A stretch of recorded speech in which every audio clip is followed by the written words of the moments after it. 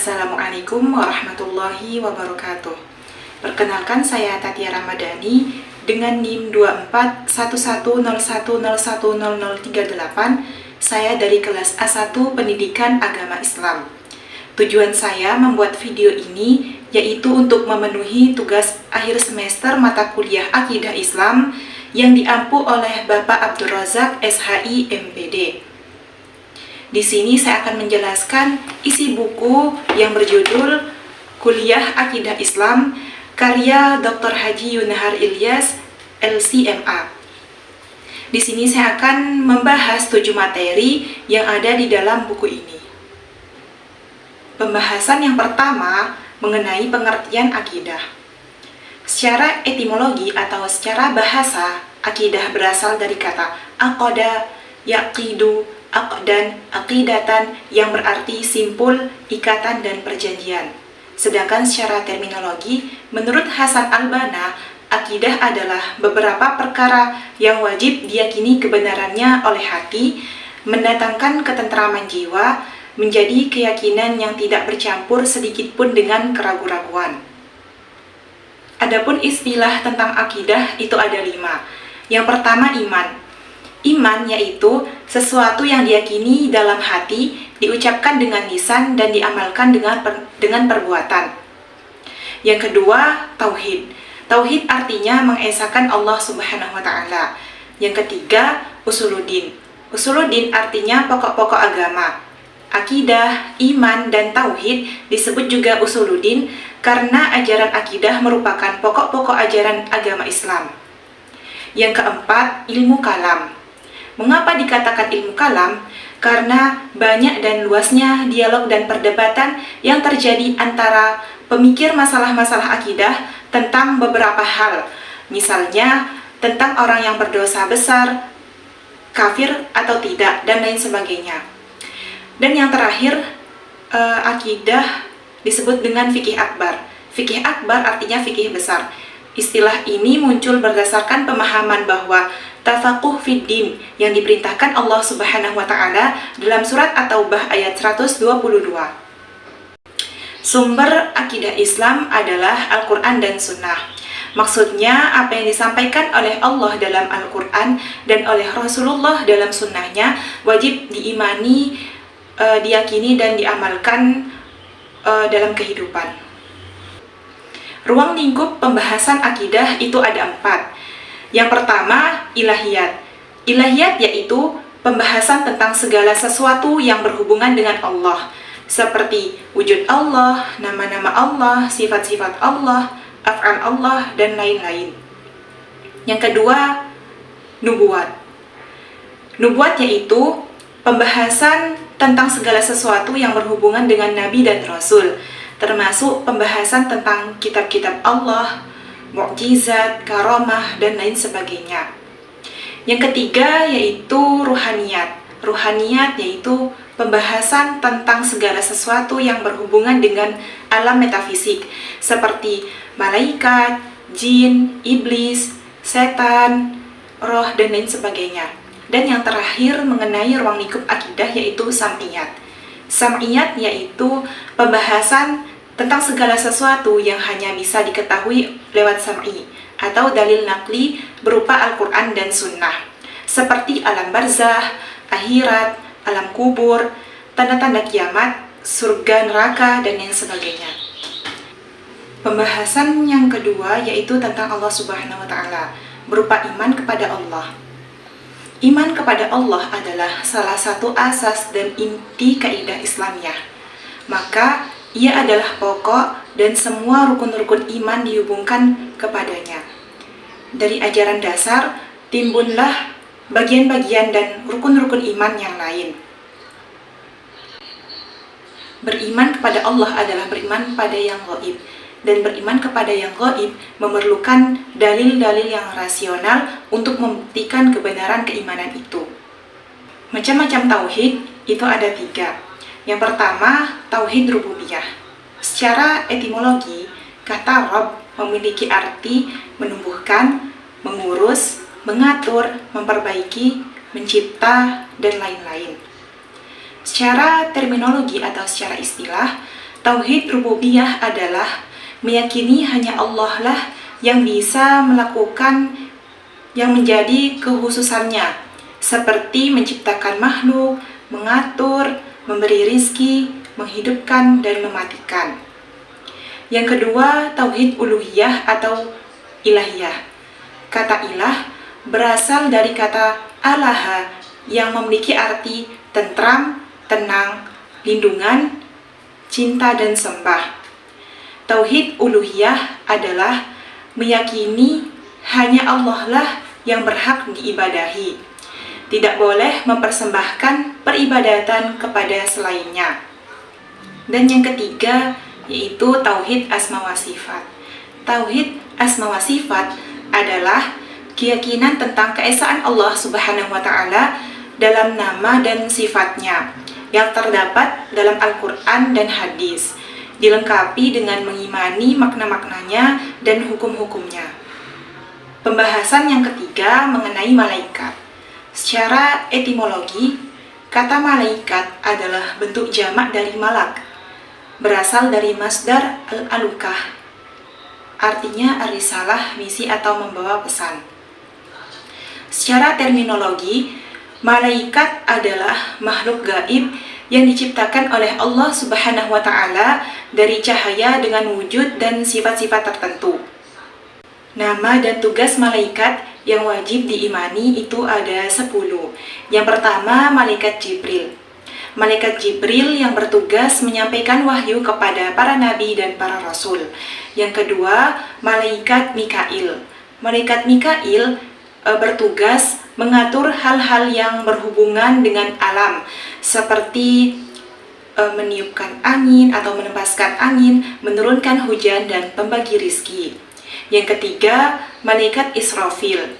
Malaikat Israfil bertugas meniupkan sangkakala di hari kiamat dan hari kebangkitan nanti. Yang keempat, malaikat Israil. Malaikat Israil itu bertugas mencabut nyawa manusia dan makhluk hidup lainnya.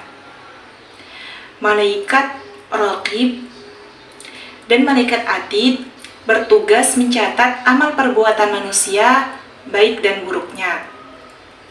Selanjutnya, malaikat Munkar dan Nakir. Malaikat Munkar dan Nakir bertugas menanyai di dalam kubur tentang siapa Tuhannya, apa agamanya, dan siapa nabinya. Yang selanjutnya, malaikat Ridwan. Malaikat Ridwan bertugas menjaga surga dan memimpin para malaikat pelayan surga. Dan yang terakhir yaitu malaikat Malik. Malaikat Malik bertugas menjaga neraka dan memimpin para malaikat menyiksa penghuni neraka. Pembahasan yang keempat yaitu mengenai kitab-kitab Allah. Secara etimologi, kata kitab adalah bentuk masdar dari kata kataba yang berarti menulis. Secara terminologi, yang dimaksud dengan kitab adalah kitab suci yang diturunkan oleh Allah Subhanahu wa taala kepada para nabi dan rasulnya. Selain kitab, Allah juga menurunkan kepada para nabi dan rasul berupa suhuf yang berarti lembaran. Suhuf ini diberikan kepada Nabi Ibrahim dan Nabi Musa. Kitab-kitab Allah yang wajib diimani itu ada 4. Yang pertama, kitab Taurat yang diturunkan kepada Nabi Musa. Yang kedua, kitab Zabur yang diturunkan kepada Nabi Daud. Yang ketiga, kitab Injil yang diturunkan kepada Nabi Isa. Dan yang terakhir, Al-Quran yang diturunkan kepada Nabi Muhammad SAW. Pembahasan yang kelima mengenai Nabi dan Rasul. Secara etimologi, Nabi berasal dari kata naba yang artinya ditinggikan, atau dari kata naba'a yang artinya berita. Dalam hal ini, seorang Nabi adalah seseorang yang ditinggikan derajatnya oleh Allah Subhanahu wa taala dengan memberinya berita atau wahyu. Sedangkan Rasul berasal dari kata arsala yang artinya mengutus. Dalam hal ini, seorang Rasul adalah yang diutus oleh Allah Subhanahu wa taala untuk menyampaikan misi atau pesan. Secara terminologi, nabi dan rasul adalah manusia biasa, laki-laki yang dipilih Allah Subhanahu wa taala untuk menerima wahyu. Apabila tidak diiringi untuk kewajiban menyampaikan atau membawa misi, maka disebut dengan nabi. Namun, apabila diikuti dengan kewajiban untuk menyampaikan pesan atau misi, disebut dengan rasul. Setiap rasul pasti memiliki 4 sifat yang erat kaitannya dengan tugasnya sebagai utusan Allah. Keempat sifat tersebut yaitu yang pertama as-siddiq, yang artinya benar.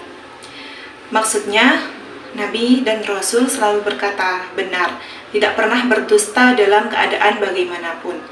Nah, mustahil seorang Rasul mempunyai sifat kidib atau pendusta. Yang kedua, amanah, artinya dapat dipercaya.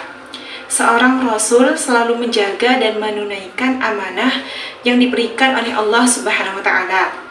Nah, mustahil seorang Rasul berkhianat atau melanggar amanat, atau tidak setia dalam perkataan dan perbuatan.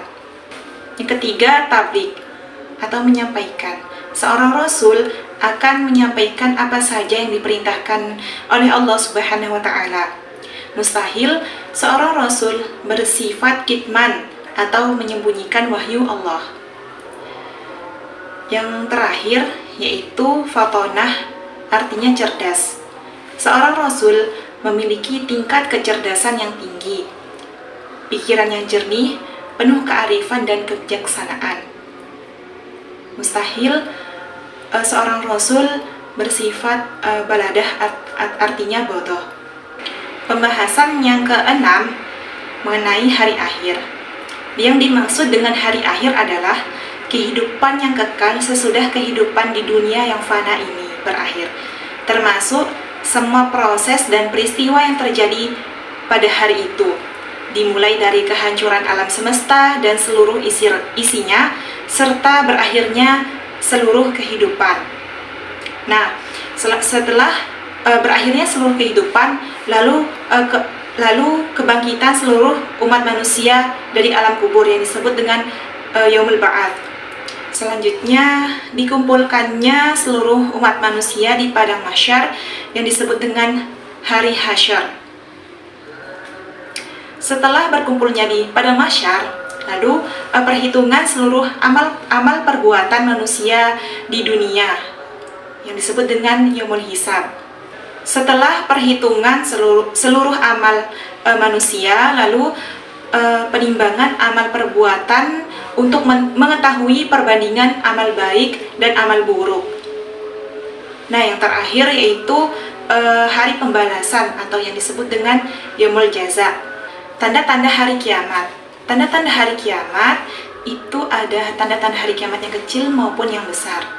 Tanda-tanda hari kiamat yang kecil yaitu budak wanita melahirkan tuannya, lenyapnya ilmu pengetahuan, meluasnya kebodohan, banyak peminum khamar, perzinahan terjadi secara terang-terangan. Nah, adapun tanda-tanda hari kiamat yang besar yaitu keluarnya asap atau dukhon. Yang kedua, keluarnya binatang yang bentuknya aneh yang disebut dengan dabbah. Yang ketiga, munculnya Dajjal. Yang keempat, terbitnya matahari dari barat. Yang kelima, turunnya Nabi Isa, putra Maryam. Yang keenam, munculnya Ya'juj dan Ma'juj. Dan yang terakhir, keluarnya api dari Yaman. Nah, pembahasan yang terakhir atau yang ketujuh mengenai takdir, qada dan qadar. Secara etimologi, qada adalah bentuk masdar dari kata kerja yang berarti kehendak atau ketetapan hukum.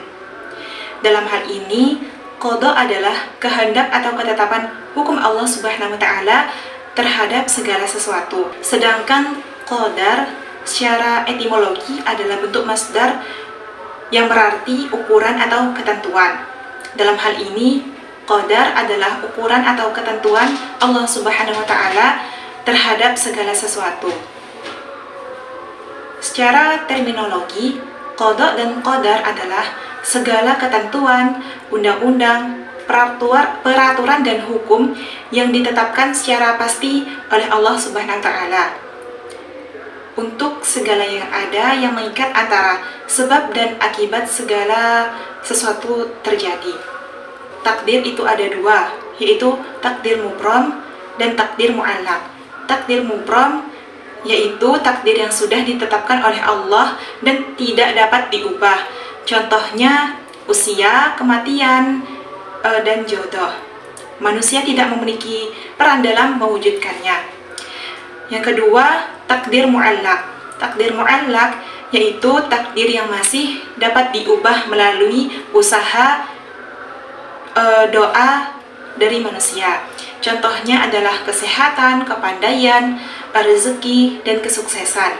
Manusia memiliki peran dalam mewujudkannya melalui doa dan ikhtiar. Nah, itulah tadi mengenai pembahasan dalam buku Akidah Islam. Pembahasan tersebut menyangkut dengan rukun iman, yaitu iman kepada Allah, iman kepada malaikat Allah, iman kepada kitab Allah, iman kepada rasul-rasul Allah, iman kepada hari akhir, dan iman kepada qada dan qadar. Rukun iman tersebut wajib dipahami dan diyakini oleh setiap muslim yang telah dijelaskan oleh Allah Subhanahu wa taala dan Rasul-Nya. Sekian pembahasan dari saya. Mohon maaf apabila ada kesalahan dan kekurangan. Wallahul muwaffiq ila aqwamit thoriq. Assalamualaikum warahmatullahi wabarakatuh.